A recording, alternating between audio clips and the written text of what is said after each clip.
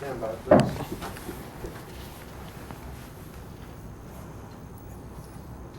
I always make you laugh for some reason. We have speed. We can go anytime.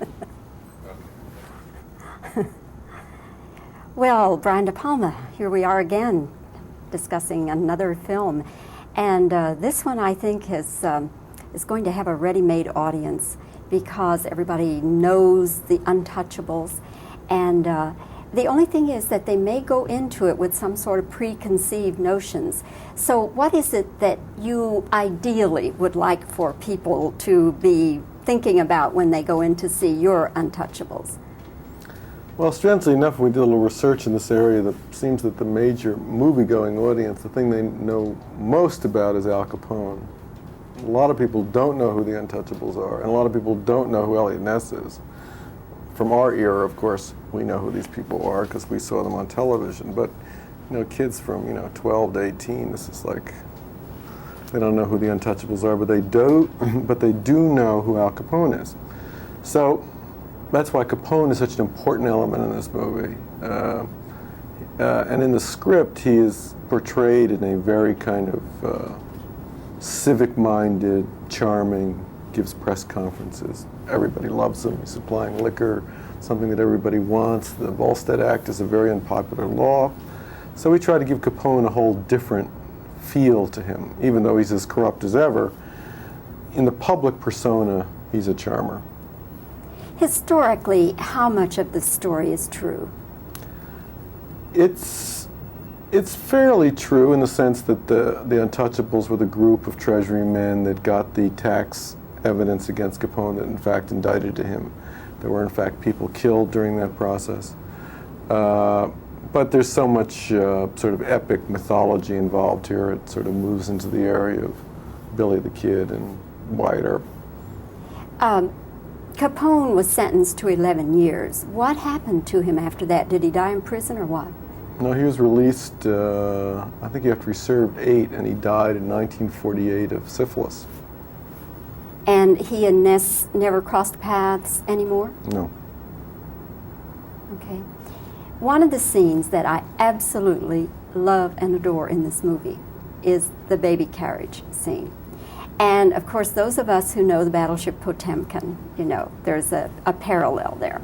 Now, was this scene written in the script that David Mamet did, or was it something you said, I've always wanted to have that kind of a scene? No, it was not written in the script. There were other shootouts that I did storyboard and worked out, but because of budget reasons and time reasons, we weren't able to do them. There was a train chase, and it's a shootout at a racetrack.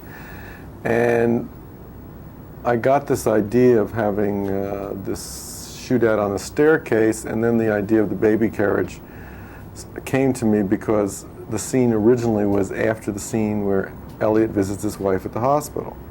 And then, of course, remembering Potemkin, the idea of a baby carriage in the midst of all this gangster shootout is like a very strong visual idea. Plus, the movie's about innocent people being involved in the interactions of these mobsters. Kevin Costner told me that he, at first, wasn't going to be able to do the movie, that he said no twice. So who were some of the other people you were looking at for Eliot Ness in the event that he would not have been able to do it? Well, they're sort of obvious people that you probably would think about as quickly as I would. Harrison Ford, Mel Gibson. You want someone to sort of embody Americana, honesty, truth, sort of your Gary Cooper or Gregory Peck of today. And did they, in fact, read for you and look? Well, Harrison was too involved in the movie he was making, and Mel was interested in doing the picture, but he had another obligation, and he had to finish the movie Lethal Weapon. The violence in the picture, of course, appears to be valid. But in actual fact, historically, was it that violent an era? A lot worse. Well, this is the year of the St. Valentine's Massacre. Valentine Day's massacre. So it was a lot more violent. I mean, you know, that was the first sort of mass execution of one group of gangsters on another, and that really shocked everybody, including the people in Chicago. I mean, they said, well, we can't allow this to happen anymore, because they just slaughtered all these people, and it was just like, wait a minute. But like, you know, there's this very famous story where Al Capone invited a lot of people to dinner, and he proceeded to bash 4 people's heads in front of everybody else, just executed them. What reason? Because they were not doing what he was told them to do. They're not playing the game according to his rules. And the idea basically is that you're dealing with somebody that was a tyrant and had complete power over that city in that time.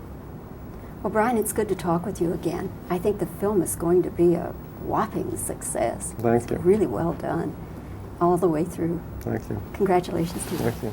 Good to see you. Thanks.